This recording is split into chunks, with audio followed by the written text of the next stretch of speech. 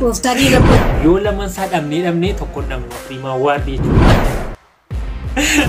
Guutuu Abarraa Irreechi Geeraa sagatummaadhaan jechuudha. Shama akkam hordoftoota kiyya bakka jirtan nageenya sinaa qabu jechaadha. Viidiyoo biraatiin walitti deebinee jirra. Namoonni chaanaalii kanaaf faarata ta'uu jira. Subscribe gochuun dagatinaa mallattoo notification tuqaan isin jechuu barbaada. Yaada qabaattan koomentii barreessaa agarmaatti na daawwadha. Afrimaa Awwaardii Leencoo Gammachuu fi Guutuu Abarraa Afrimaa Awwaardiif kaadhimamanii jiru. Afrimaa Awwaardii jechuun akka Afrikaatti kan inni dorgomsiisee yookiin sirboota dorgommii keessa gashu. Kanaaf sirboota afaan Oromoo keessaa sirbaa Leencoo Gammachuu fi Guutuu Abarraati kan galee jiru. Akkuma argitan kunuun irratti Leencoo Gammachuu kunuun sirbitoota bebbeekamoo ciccimoo hojiidha kan inni tarree isaanii keessatti kunuun Leencoo Gammachuu sagaliidhaan kan inni seenee jiru. Kunuun yoon argitee artistii sirboota traditional yookiin sirboota aadaatiin filatamee sirba aadaa filatamaa ta'ee kan inni akka Afrimaa Awwaardiitti kaadhimamee jiru. Kanachi waan guddaadha. Aartiin keenya ce'ee akka Afrikaatti akka addunyaatti mul'ataa jira. Kan jechuun ammoo akka aartiin keenya fagaate akka aartiin keenya guddatedha kan inni ibsu. Dhugaa kun baay'ee hedduu nama gammachiisa, hedduu nama boonsa. Asitti immoo yoo argitan kunoo artistii Afrikaan Jazz kunoo Guutuu Abarraa deemi kan jedhuudhaan jira. Sirboota Itoophiyaadhaa jiru. Kaameruun, Moozaambiik, South Afrikaa, Ruwaandaa, Naajeeriyaa sirboota Afrikaa kana hundumaa dorgomaa ta'etu dhiyaateetu jira. Keessumatti iyyuu hin yaadattu Guutuu Abarraa Odaa Awwaardii irratti hin kaadhimamnee dhiyaachuun jechuudha. Sirba akkas bareedu sirbi miidhagaan akkasii Odaa Awwaardiif hin kaadhimamne yeroo si addeen keenya adde bashaatuun inni ala jiraata horii qaba akka hojjetanii warra biyya keessa hojii waliin dorgomsiisuu hin dandeenyu maaliif namoota irratti hojjetan kana keessan gashinu kana maal ajjidijaan kana dheeti kan isaan bo'anii turani. Itu sinisa boosanii kunoonni akka Afrikaatti kaadhimame. Odaa Awwaardii nyaachuu miti hin kaadhimamne iyyuuti yeroo sana. Kunoommoo akka Afrikaatti sirbisuun jaallatamee filatamaa ta'e keessa galuunsa waan guddaadha. Akkasitti immoo Odaa Awwaardii xiqqeessee Afrimaa guddisuu miti. No, kanas wanti keenya waan guddaadha. Odaa Awwaardii mannuu caalaa. Odaa Awwaardii ma guddisnee akka Afrikaatti akka addunyaatti dorgomaa taasisnaa sanuma tuqsuuf guddata. Waan jiru hundumaa sirreessinee sana guddifachuutu nuuf mala. Garuu sun ituu ta'ee jiru Afrimaa jechuun Awwaardii namoota ciccimoo sirboota beekamoo akka addunyaatti beekamoodha kan isaan achirratti hirmaatanii Awwaardii sana Afrimaa sana nyaachaa turani. Barreen gaddaa yaadattu yoo ta'e Itoophiyaadha. Barreen gaddaa yookiin barachaa na ta'u Iteebbaa jedhee sirbamoo boo'icha gadi ta'e wayii nyaatee ture. Sirbicha illee badaan beeku. Gurbaan sun nyaatee ture. Sirba Guutuu Abarraa moo yaadaa gaa yookiin sirba Leencoo Gammachuu fakkeenyaaf yaadaa dhugaa. Sirba Leencoo Gammachuu jechuun hunda isaan warra inni keessatti waliin dorgome hunda isaanii YouTube irra seerchi godhee ilaaleera. Kan hamma sirba Leencoo Gammachuu ga'u hin jiru. Kanaaf dhugaa dhibbatti Afrimaa kana lammansaa hin nyaanne jedhee abdii guddaa qaba. Keessattuu warra kan Guutuu Abarraa kun keessatti hirmaate yookiin namoota Guutuu Abarraa wajjin dorgoman kana sirba isaanii ilaalle kan Leencoo garuu hunda isaanii ilaaleeran warra wajjin Leencoo wajjin hirmaatan hunda isaanii viidiyoo isaa ilaaleera. Yoo barbaachisaa ta'e irratti wal ilaaluu dandeenya jechuuf hin jedhee baay'ee hin caala. Kan Leencoo kan gitu hin jiru warra wajjin dorgomaa jiru keessaa jechuudha. Tokkoffaadha kan Leencoo akka kiyyatti jechuudha. Akka kiyyatti sirrii masaa ijuma sirriitti gaafa laalu hamma Leencoo waanti gahu hin jiru. Karaa hundumaan iyyuu saniif hin nyaanan jedhee yaada yeroo vootii jalqabu hin dhufaa yeroo vootiin jalqabu hundi keessan irratti vootii qabdu filachuu qabdu sagalee keessan kennuu qabdu. Maaliif deeggarsa cimaa gochuu qabdu jechuun barbaada. Maybe emailii barbaachisa ta'uu danda'a emailii banachuu qabdu. Keessi vootii ta'uu danda'a ta'uu username nama tokko guutii voot godhi gochuu danda'a. Maybe beeku waa'ee website waan hin beekun qabu. Saniif hundi keenyatti qophoofnee yeroo inni jalqabu promotionii sirriitti hojjetama keessumatti namooti followers gurguddaa qaban gurguddaa akka isaan irratti hojjetan barbaada. Saniif namooti kan hordofaa jirtan immoo amma dandeessanitti yeroo inni jalqabu sin beeksisna viidiyoo isaan hojjenna. Vootii gochuun gahee keessan baadaa sin barbaada. Yoo lamaan isaa dhabnee tokko dhabnu Afrimaa Awwaardii jechuudha.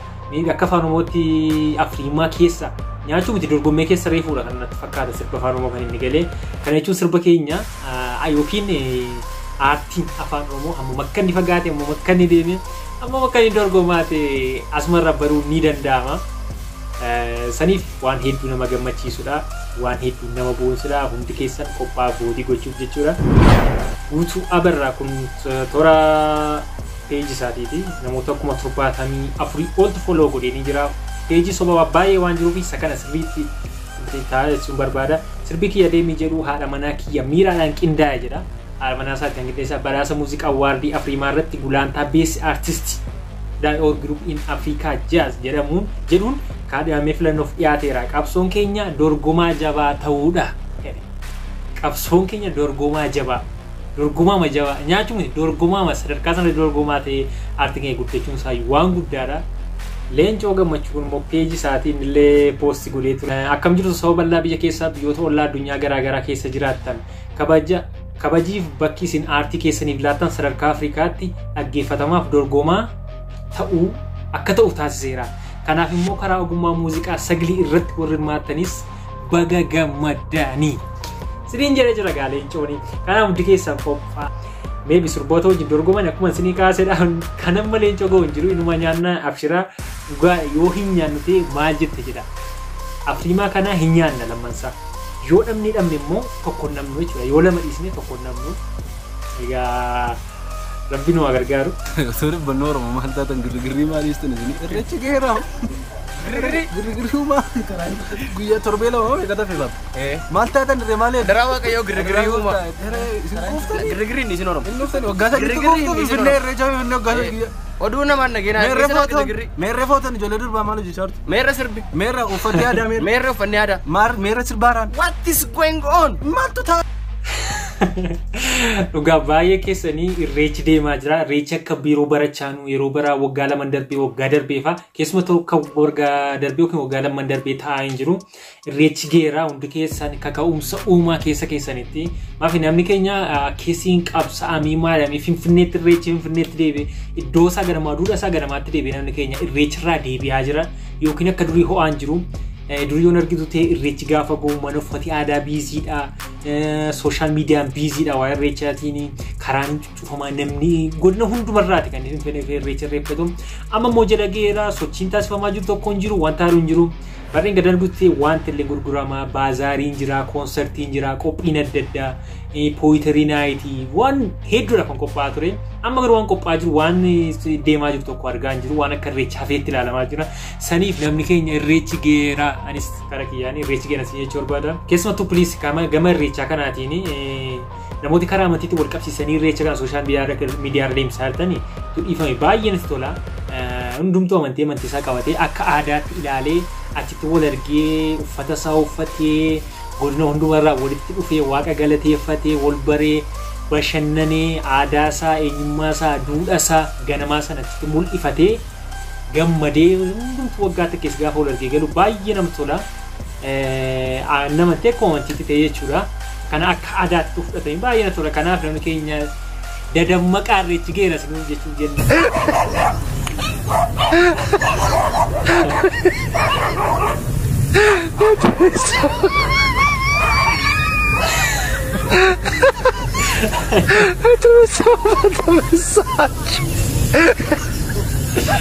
Gara mate gumpu sari jual lah soda kan.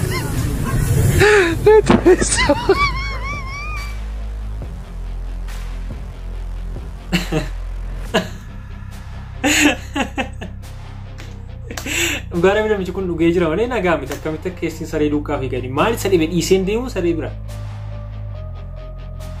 Ilala singkat, berapa anjir.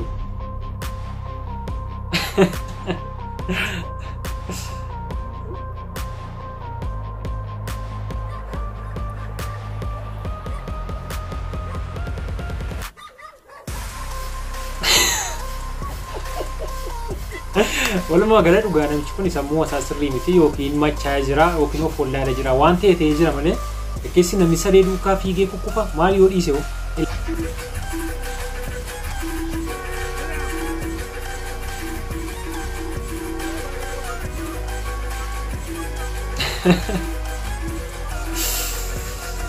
Gad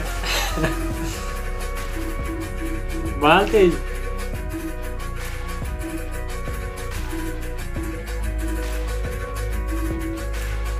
dhugaa jaarsi sanuu lafa muuziqaa jira naayit kilabii yookiin lafa caffaraa jedhan sana jira achitti taa'ee yaada badhaan garra hin taazzaba taajjabbiirra jira dhugaa akkasumalee nageenya hin qabu yookiin yaadaan badee jira.